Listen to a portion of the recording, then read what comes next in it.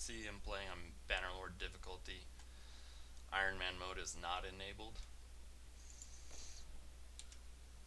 I have the house to myself, so I thought now would be a good time to record some continuous commentary. Um, and and I've been interested in recording my gameplay in order to kind of document and essentially make a diary of my exploits in Bannerlords. So in the future, I might be able to look back and appreciate the good old days.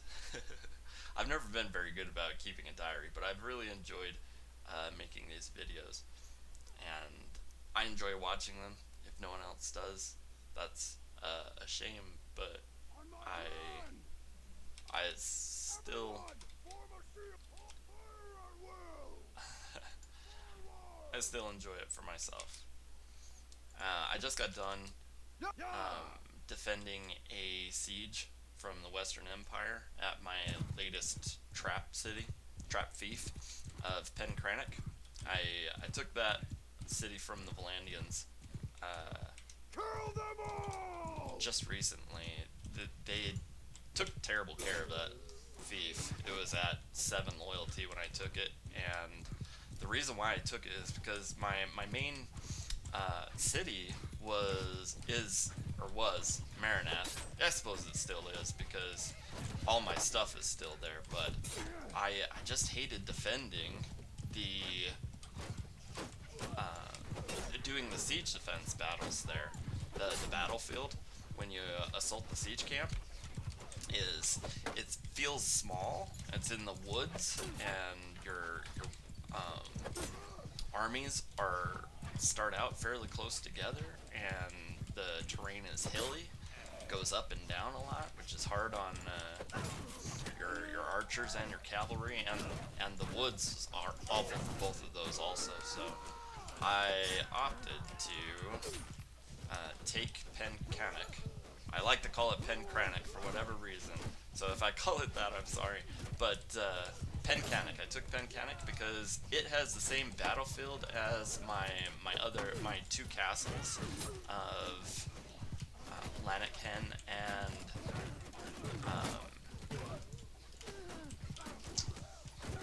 Abcombe. And I really like that battlefield. It's fairly open. There is some woods, but it's fairly open, and there's a bridge that you can use, and there's incline, decline elements. Like it is this battlefield actually. You can see it. So I really enjoy this battlefield, and so I figured if I wanted a trap fief, I'd go ahead and have it be here. And I have used Lanarkhen and Abcomer as trap fiefs. Abcomer is still a nice uh, a target that the Vlandians enjoy going after.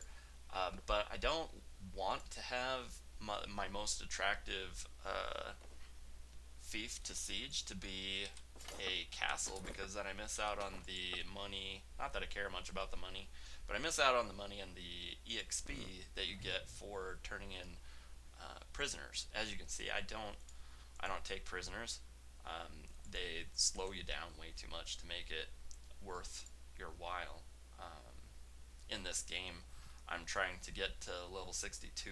My character is 51 years old, and I'm 56, so I've got a long haul to go. It's at this point taking 130 plus million to level.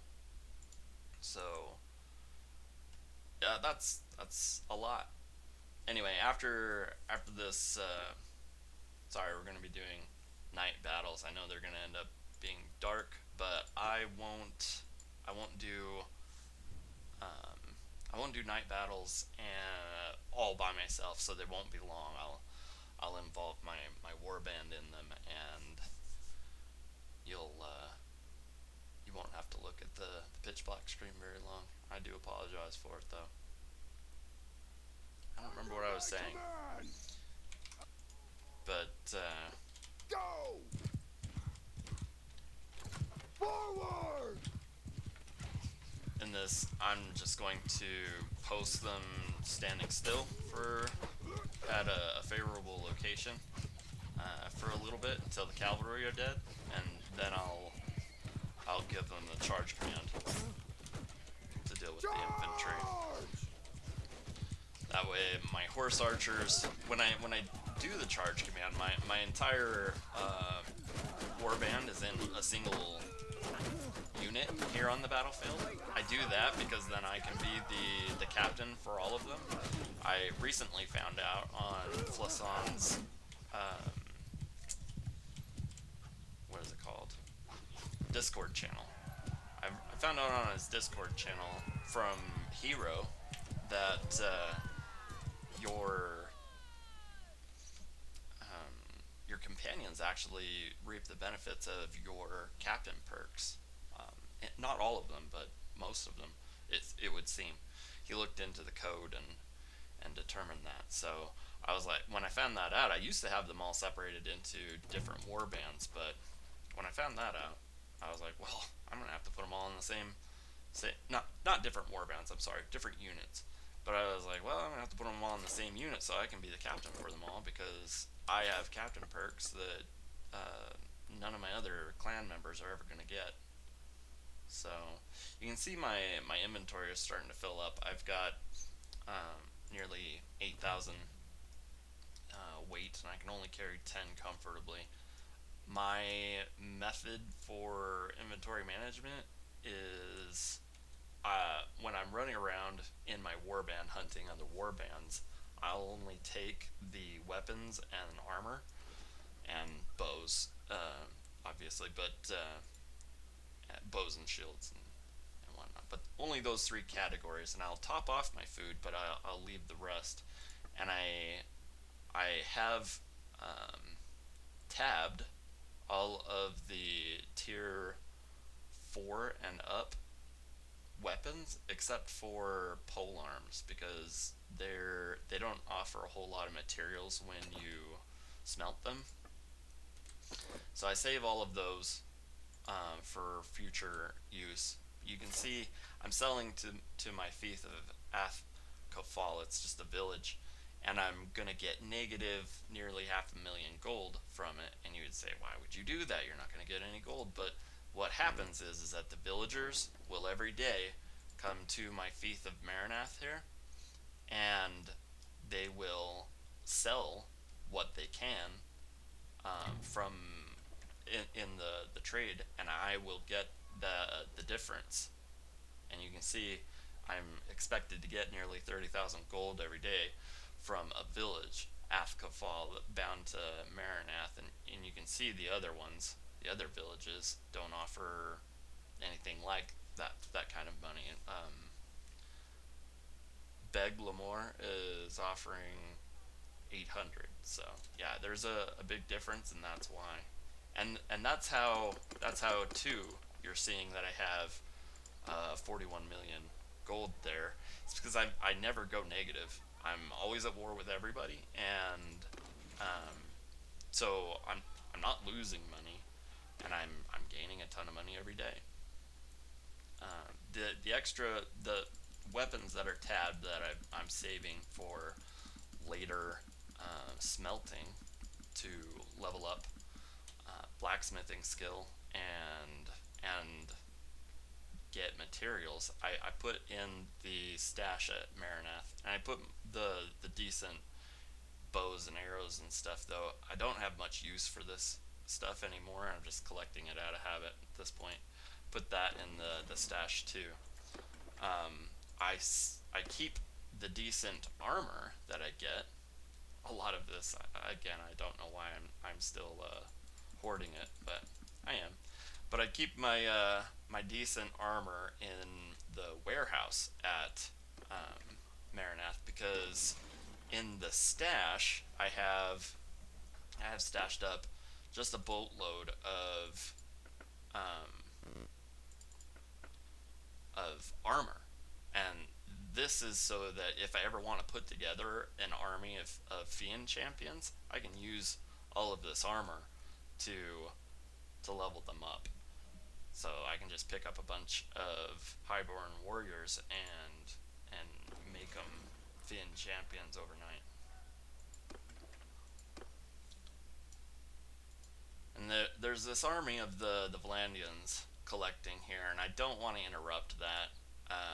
I'm hoping that they will get big enough and brave enough that they'll attack Pencanic, and that way I can defend the siege and take all the prisoners and sell them, because that's extra EXP, which is valuable to me.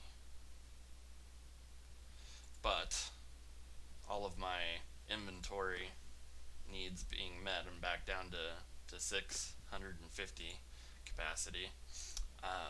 I'm gonna go back down into the Vlandian lands and wait for that army to form up, and in the meantime I will fight and hunt some enemy warbands. As I've said before, I'm telling my troops to retreat at the beginning of these small engagements, especially when I've got, you know, a decent amount of health, because Under my command. I need the EXP. I keep harping on about it, but it's true. It takes so much EXP to level, and you don't get. Ooh, we got a good bit of cavalry here. I like that. I want to make a video about how to joust in Bannerlords. I haven't found a battle that I liked for it yet. I want, like, I don't know, just like 20 cavalry or something like that, and not that much infantry, so that I can give some good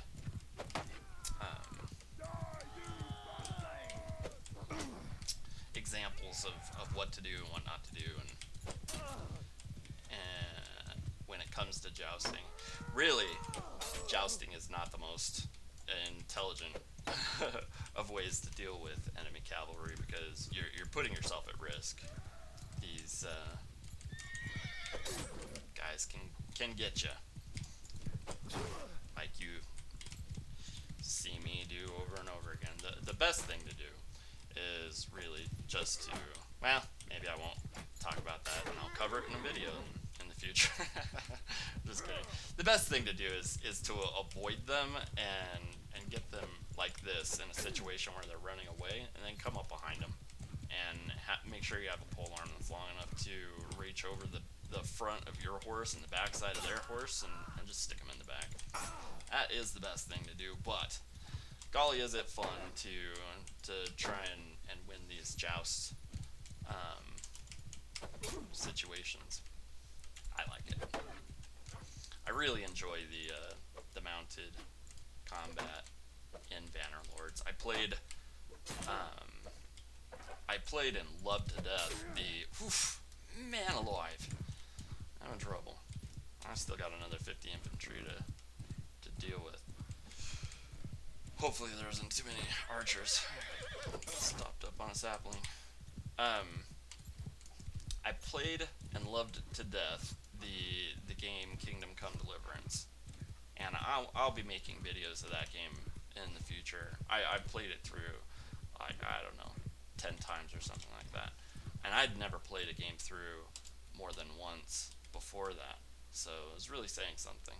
So what I'm doing here is I'm kind of cheating the enemy AI. When they see that I'm no longer cavalry, they will stop taking such a defensive position. I did not like the prospect of facing all of those infantry in that wooded area, because you can run into a tree and end the fight really quick with this much health.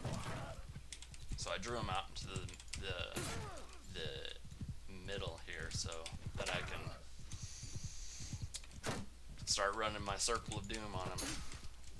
I do hope to be able to take these guys out without going down. But if I do go down, it's not the end of the world. I won't. It's not as though I'll be captured or something, because my warband, my clan members, are still out there. They're still waiting for me to be done here, and if I go down, then they'll just make up the difference and take out these guys. It's not the end of the world. And this is a great way to get the EXP, because I've certainly run large battles where I got comparable to 50 kills. Well, maybe not 50 kills, but it happens. It happens. Sometimes you get less kills than you want, and so if I can get 50 kills in fighting just a small warband like this, then all the better. I'm gonna go ahead and tag this horse because it's an obstacle that's going to has potential to cost me my battle. So I just tag it and it'll mosey on out of here. Oh man, whiffed it. I had such a good opportunity at his back there. He had turned his back to me and I just squandered that opportunity.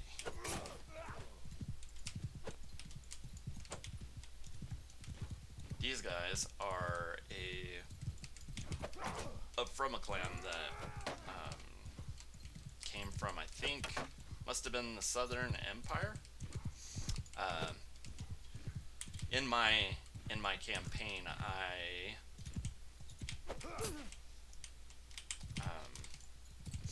skipped time for about 20 years because I always knew that I was going to be primarily focused on clan members. Oh, I can't believe I whipped that. I was always going to be trying to focus on a more clan member heavy warband. I had rules set for myself that if the only troops that I could recruit were like prisoners of an enemy warband's that I rescued by defeating that warband. If they wanted to join me, then I would allow myself to take those troops. Or obviously, if I took prisoners myself, I could turn those troops, but that takes a long time and it's brutal. I don't like carrying around prisoners in my warband because they slow you down. They cost you food. They're just an awful nuisance. And so I generally don't ever take prisoners, but early on I did because that was one of the only ways I could get troops according to the rules I had set for myself. And so sorry, I gotta focus up a little bit. I keep bouncing back into these trees and I'm getting tired trying to pull them out. I'm sure it's not fun to watch. If I could get the rest of their archers killed, I think I still hear one of them at least, but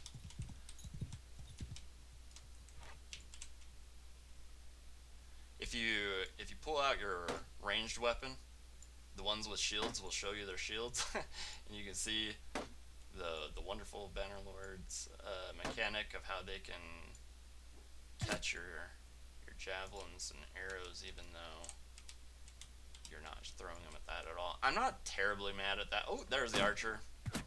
Yay. I'm not terribly mad at that mechanic because it kind of says, like, okay, what it's saying is that the guy's smart enough that he's going to see your projectile coming and catch it with his shield, even though that's not what you're seeing on the screen. That's my justification for it. I like to try and justify things for games that I like. And I do. I like this game a lot. I've put more time into this game than any other game I've played other than like World of Warcraft. But so telling you, in my campaign, sorry to be bouncing around, not finishing my points, but I was telling you in my campaign, I only,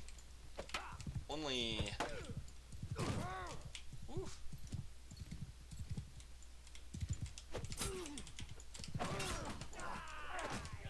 this is getting crazy.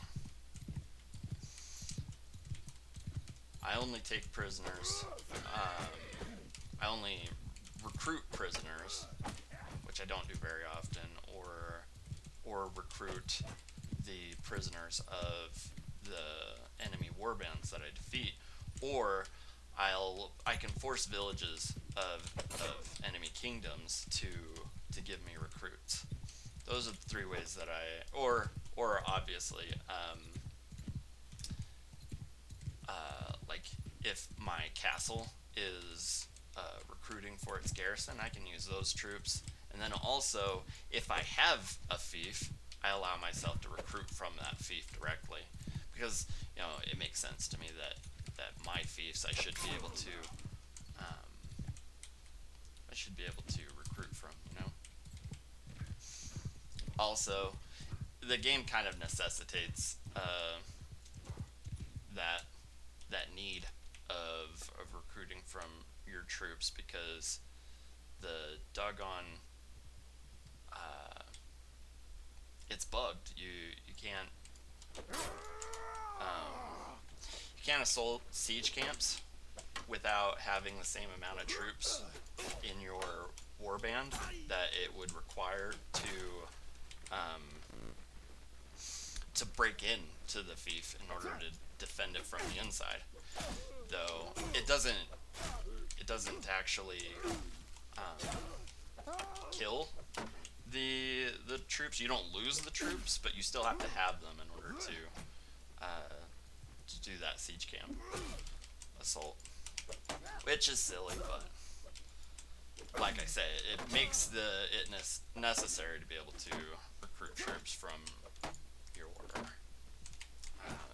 villages.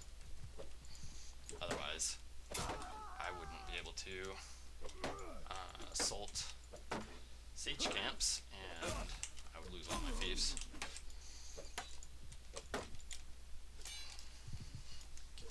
Okay. Whew. That got hairy.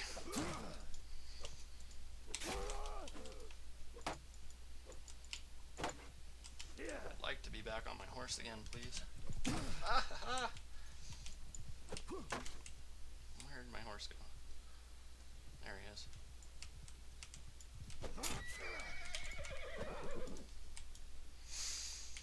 Either that or he can be off of his horse. That's fine too.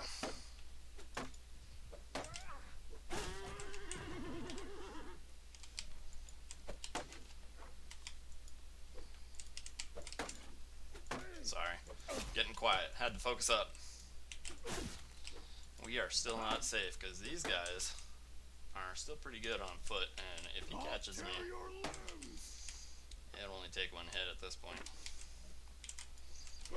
There we go. Nice. That was a good one.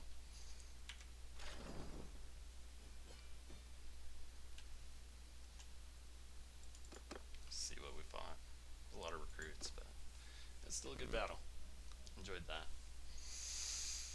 So, I have restricted my troop recruiting, and I can't even remember where I was going with that anymore. I'm very sorry. This is the hazard you're gonna run into getting live running commentary from me. I'm gonna skip from thought to thought and forget what I was saying, and the other the other rules for this campaign were that I would run it on Bannerlord difficulty. This is the first campaign that I'm running on Bannerlord difficulty. It's not that big of a difference between, like, all of my other two campaigns were normal. It was all the same settings as Bannerlord, but the combat AI was set to normal, which is the lowest, rather than challenging, which is the highest, which is what you get when you run on Bannerlord difficulty. But I I switched it. I made the switch because I felt like, you know, I was watching YouTube and everybody else runs on Bannerlord difficulty, so I was like, well, I didn't like the idea that I was not being, not challenging myself as much as everyone else. As much as I've come away from trying to play competitive games as a middle-aged man, I because I'm just not what I used to be, and I can't really compete like I maybe used to be able to do. But I still have a competitive streak. So now that I am low on health, I'm past like half health. I'm just going to have my warband help me with these fights, because as you can see when you watch my one versus warband series, I drop quite low on my health often, and I am not going to even try it with low health to begin with. I have that I can't remember the name of it, but it's the level 25 medicine perk that gives you like 25 or 30% of your missing health back at the end of every winning battle, winning combat engagement. Now, village combat engagements are bugged, so you won't get it back when you do those. But other than that, I just use that perk in order to level, or not level, but get my health back. Now I have the like max level of 330 medicine as well, but that level 25 medicine perk actually levels me and all of my companions up quicker than my 330 medicine skill ever could.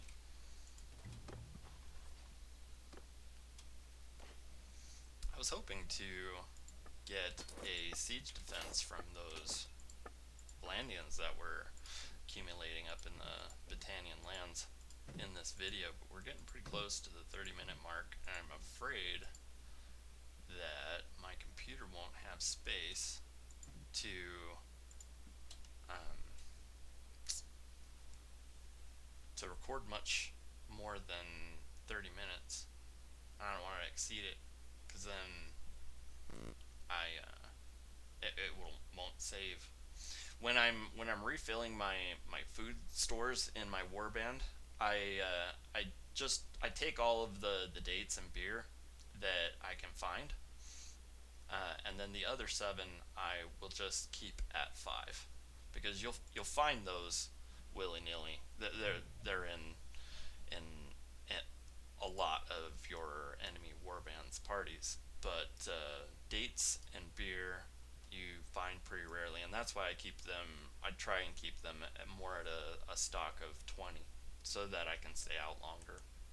Because the reason why I don't I don't pick up trade goods that I get from battlefields, because they weigh so much. And if you only pick up the armor and the weapons, you can stay out so much longer. And that travel time between your excursions and your feasts in order to sell, it eats up your character's lifespan. So I avoid unnecessary baggage as much as possible to that end.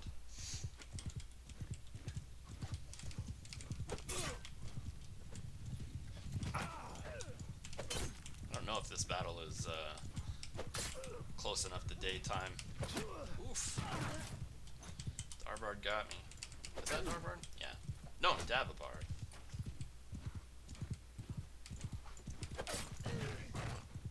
Yeah, I guess his name is Davabard. I was thinking that was Darbard.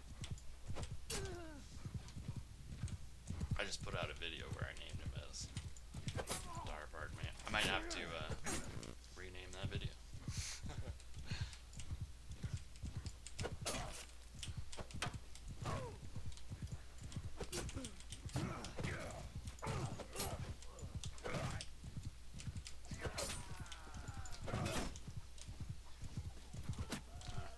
haven't told my troops to attack yet. Sorry about that.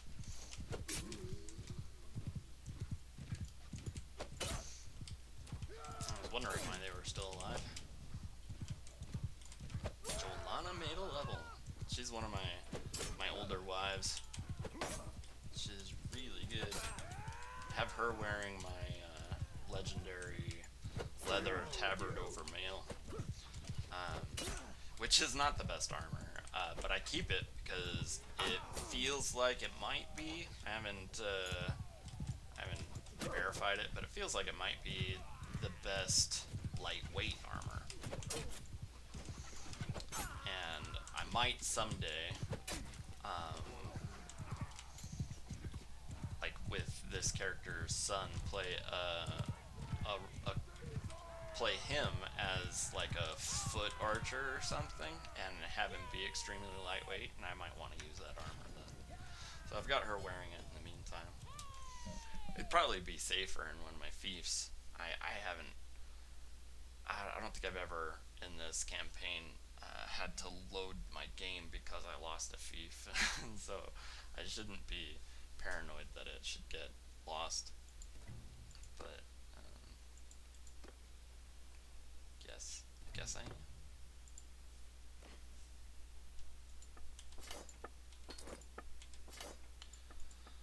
Maybe I'll go ahead and stretch and see if I can't make this video last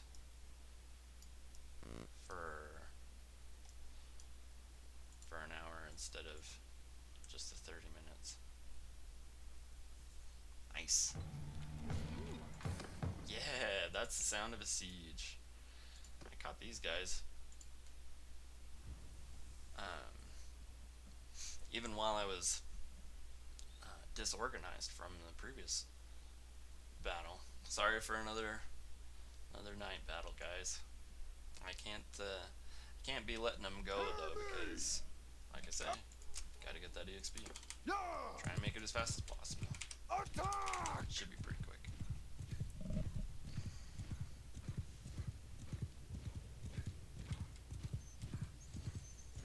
So, when I started this campaign, I always knew that my first character was going to actually just be the father or uncle of my actual character. The reason for that is that you have a chance when a clan member is born for them to be a genius, is what I call them.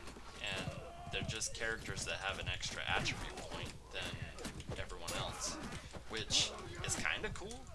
Like, gives you something to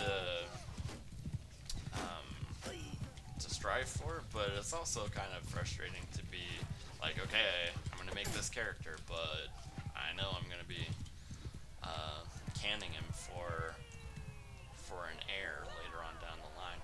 And to that point, I feel like the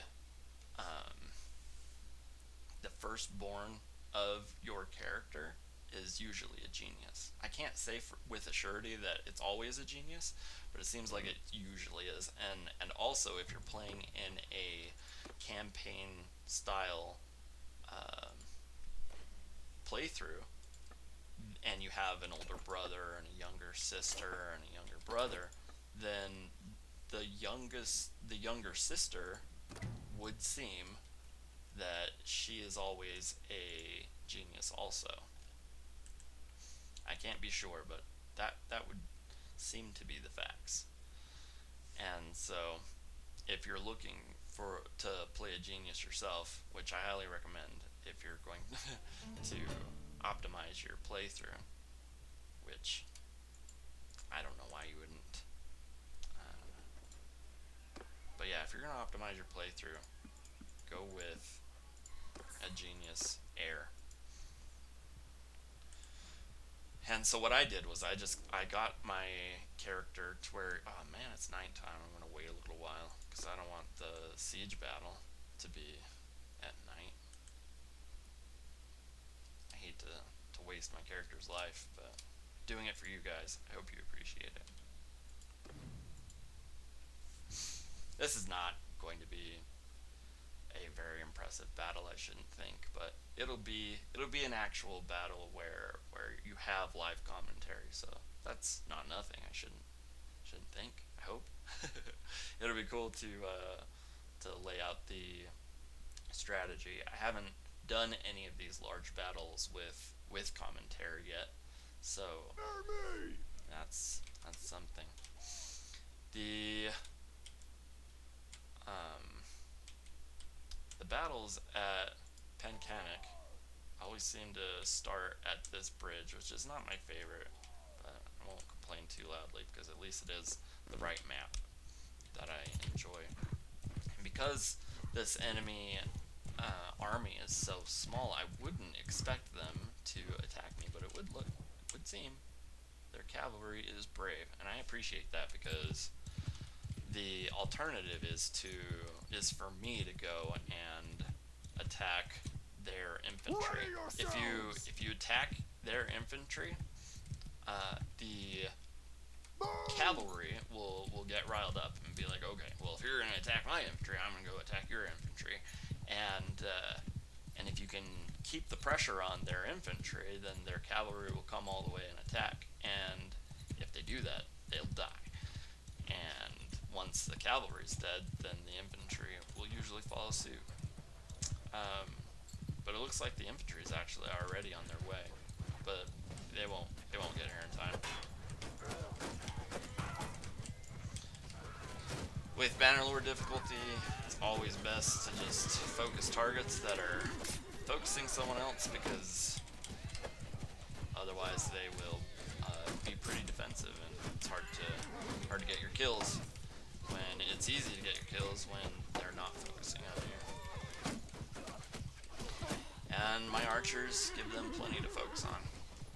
Now I should say that I play my battles with a medium battle size, which is a maximum battle limit of 400. So with my 89 that I have to have, because I had to have 4 troops in order to do the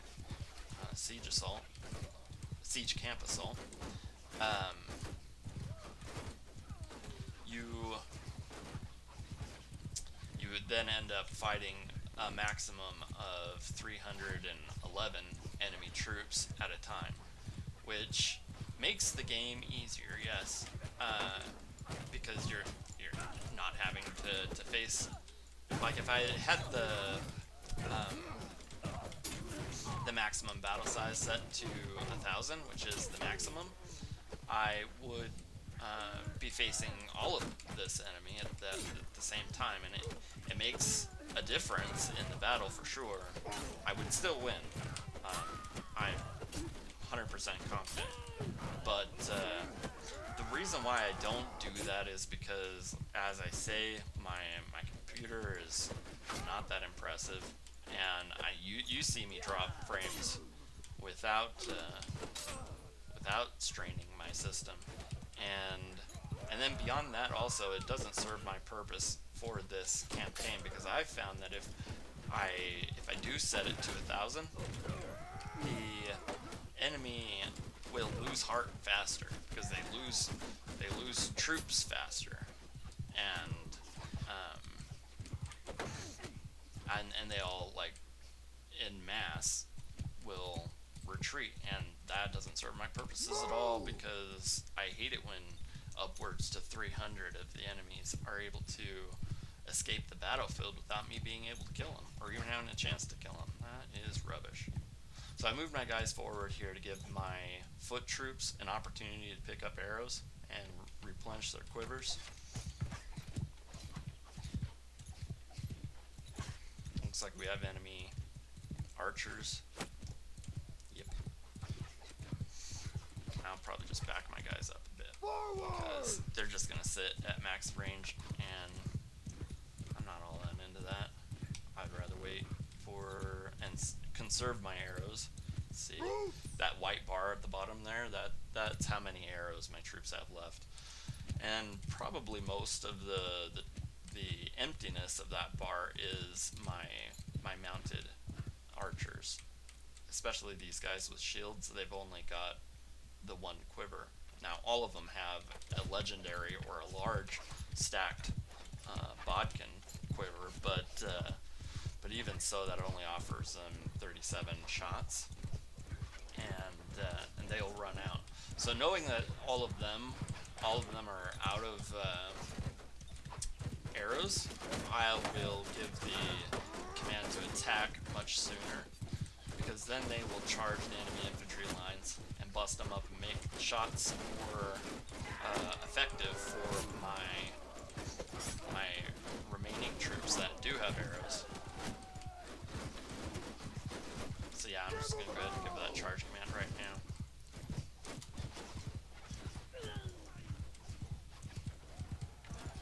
I have those companions, those clan members set up, and those are actually my best clan members. They're the highest level. They are all like brothers and cousins, and have max attributes and focus points in all of their combat skills, and they're wearing the best of my armor too. So, and the reason why is because their job is to come and do exactly what they just did, where they run through the enemy infantry and bust them up. It's hugely valuable to have them even just run through the infantry, because then knocking them over exposes those troops to the shots of those arrows from my archers. And the reason why I have them with a one-handed sword, a crafted one-handed sword, but a one-handed sword rather than a lance, is because if you give your companions a lance, they will perform like your troops that have a lance do, which is to say they will run a mile and then charge at the enemy, and once they've had to nudge him and get him to turn around. Once they've run through the enemy lines, they'll then run a mile again, and it takes them out of the battle longer and makes it so that they are your whole warband is less effective at that point. You know, with a sword and shield, they do not run as far. I'll give you a view. See that they're already turning around to do more damage in the fray, which causes the enemy troops to turn around to look at them, and it exposes them to more arrow shots after they've already been exposed by being knocked down. Anyway, I'll quit harping on that, but I think it's a pretty big discovery that I've not heard a whole lot of other people make note of. So you can see my troops are already, well, not already, but at this point they're out of arrows. So I'm just going to leave them on the charge command. This will give my cavalry troops an opportunity to make a dent before my infantry get there.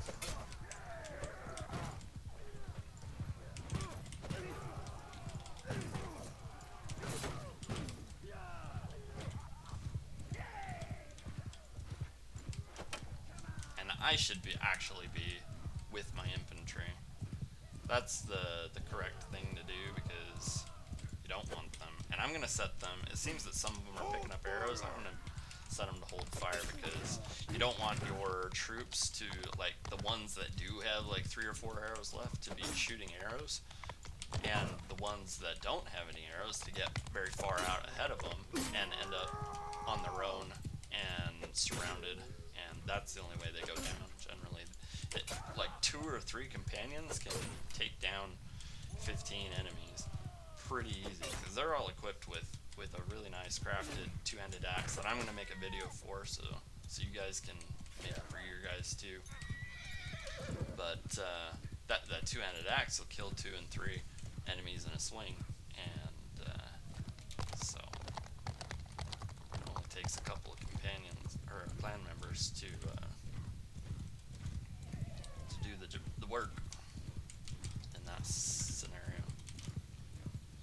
I've not gotten a ton of kills in this fight, but it's okay. I was kind of wanting to show you guys the effect that my commands were having on my troops when I gave them, and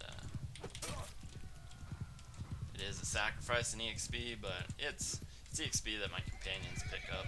They're, for the most part, like around level 40, so they're pretty well done leveling. It's not as though they wouldn't benefit. Well, like the my cousins and brothers, they don't benefit all that much from leveling. Even getting attributes doesn't mean much to them.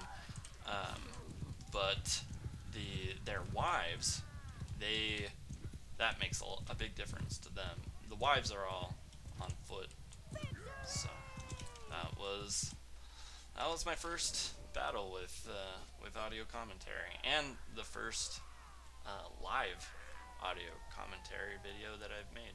So I only got 69 kills there. Wink, wink. Did that on purpose. Just kidding.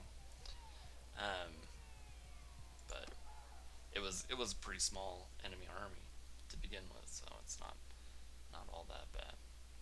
Anyway, I hope you've enjoyed this look into my Black Lion campaign, and I hope you'll enjoy my other videos. I hope you have a great rest of your day.